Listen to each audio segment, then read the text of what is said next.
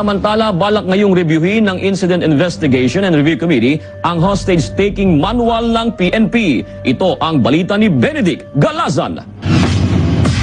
Balak ngayong siyasatin ng Incident Investigation and Review Committee ang hostage-taking negotiation manual ng Philippine National Police upang malaman kung may dapat bang baguhin sa nakasaad sa guidelines and protocol.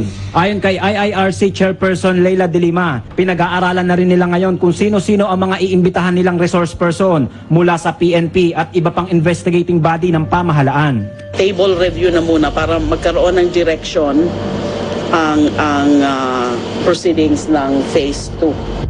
Naniniwala naman ang kalihim na kung susundin lang ng buo ang kasalukuyang protocol at guidelines ng PNP pagdating sa mga hostage-taking incident, maaaring hindi malagay sa alanganin ng kanilang operasyon. Ayon sa IIRC, ang PNP rin na makikinabang sa kanilang gagawing pag-aaral sa guidelines at protocol ng pulisya.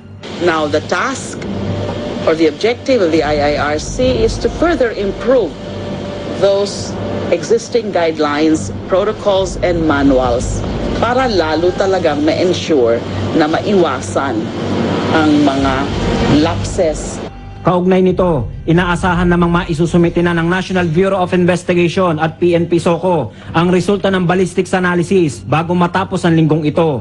Ang naturang resulta ay isasama sa dalawa pang testimonya ng mga nakaligtas sa insidente para sa isusumiteng addendum report o karagdagang ulat kaugnay ng hostage crisis probe. Well, again, it's still the standing issue of whether or not we can completely rule out friendly fire. Kasi that is something that we cannot rule out with absolute certainty. Benedict Galazan para sa UNCV News Worldwide at ito ang balita.